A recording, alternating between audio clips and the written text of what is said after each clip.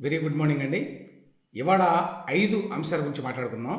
First, YCP వారికి ఉమ్మడి రాజధానిగా హైదరాబాదే కావాలట. ఎందుకోసం కావాలి, ఎవరు ఆ మాట అన్నారు, ఆ విషయాలు తెలుసుకుందాం. ఇక వేమిరెడ్డి ప్రభాకర్ రెడ్డి గారు జగన్మోహన్ రెడ్డి గారికి చాలా సన్నిహితులు. అటువంటి ప్రభాకర్ రెడ్డి గారే ఇప్పుడు ఆ పార్టీ నుంచి వైదొలగి టీడీపీలో చేరాలనుకుంటున్నారు అని తాజా కథనం అండి.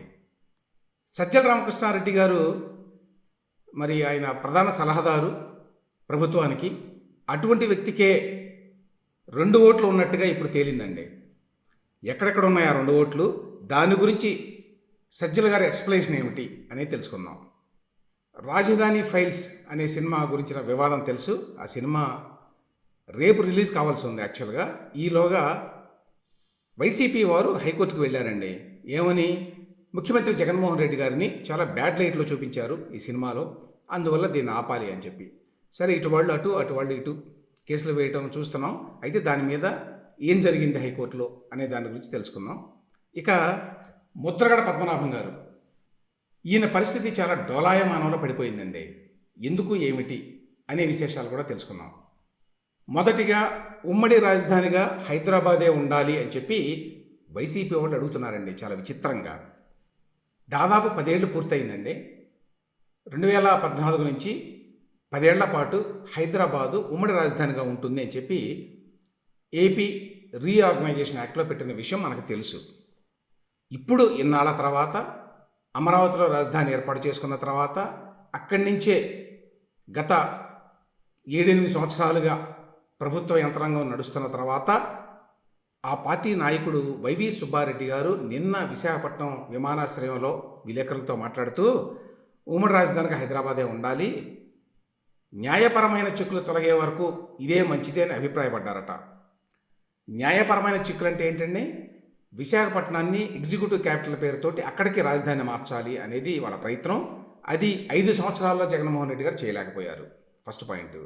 తర్వాత, విశాఖపట్నం రాజధాని అని కాకుండా 3 రాజధానులు అనే పేరుతోటి ఈ డ్రామా అంతా, ఈ తతంగానంతా నడిపించారు. వాస్తవం ఏంటంటే వాళ్ళ చూపంతా కూడా విశాఖపట్నం మీదనే. అందువల్ల విశాఖపట్నం గురించే మాట్లాడతారండి.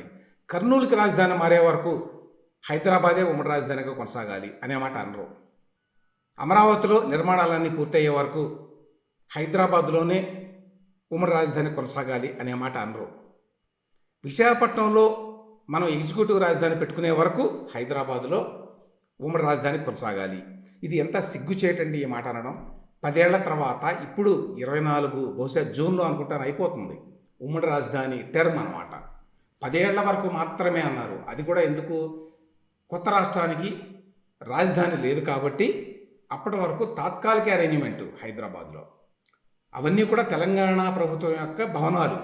ఆ భవనాలని వీళ్ళు అద్దెకి తీసుకున్నారండి. అద్దె కూడా కట్టాలి, గుర్తుంచుకోండి. చాలాసార్లు ప్రాపర్టీ ట్యాక్స్ నోటీసులు కూడా పంపించింది తెలంగాణ ప్రభుత్వం. అటువంటి హైదరాబాదు ఇంకా ఉమ్మడి రాజధానిగా కొనసాగాలి 10 ఏళ్ల తర్వాత కూడా అంటే వైసీపీ ఆలోచన ఎట్లా ఉంటాయి? వైవి సుబ్బారెడ్డి గారు ఆ మాట అన్నారు అంటే జగన్మోహన్ రెడ్డి గారు అన్నట్టేనండి. వైవి సుబ్బారెడ్డి గారు అంటే జగన్మోహన్ రెడ్డి గారికి బాబాయ్ అండి. అంటే వాళ్ళ అమ్మ విజయమ్మ గారి సోదరి భర్త వైవి సుబ్బారెడ్డి గారు. అందుకోసమే కదా ఆయనకి బోల్డెని పదవులు ఇచ్చింది. టీటీడీ చైర్మన్ పదవిని ఇచ్చారు. ఇప్పుడు రాజ్యసభకు పంపిస్తున్నారు. ఆయన చెప్పాడు అంటే అది జగన్మోహన్ రెడ్డి గారి మనసులోని మాట అన్నమాట. అసలు ఈ మాట అనడానికి ఎంత ధైర్యం కావాలి? అసలు ఎవరిస్తారు మీకు ఉమ్మడి రాజధానిగా? బహుశా కేసీఆర్ ఉన్నా కూడా ఇచ్చేవాడు కాదేమో. ఎందుకంటే ఇంకో గమ్మత్తు ఉందండి ఇందులో. గతంలో చంద్రబాబు నాయుడు గారి ప్రభుత్వం వెళ్ళిపోయి వైసీపీ ప్రభుత్వం వచ్చిన తర్వాత జగన్మోహన్ రెడ్డి గారు కేసీఆర్ అడిగారు అని చెప్పి ఏపీ గవర్నమెంట్ కింద ఉన్నటువంటి సెక్రటేరియట్ భవనాలని తిరిగి ఇచ్చేశారండి. అయినా కూడా ఎవరు దాన్ని గొడవ చేయాలి. అదే వైసీపీ వాళ్ళు కనుక ఉండుంటే, అదే కనుక చంద్రబాబు నాయుడు గారు ప్రభుత్వం చేసి ఉంటే ఎంత గొడవ చేసేవాళ్ళు. ఎందుకు ఇచ్చారు అంటే కేసీఆర్ గారు కొత్త సెక్రటేరియట్ కట్టుకోవడానికి మొత్తం కావాలి నాకు, ఇచ్చేసేయంటే ఇచ్చేసాడు జగన్మోహన్ రెడ్డి గారు గప్చిప్గా, పెద్ద ఏమీ హడావుడి లేకుండా.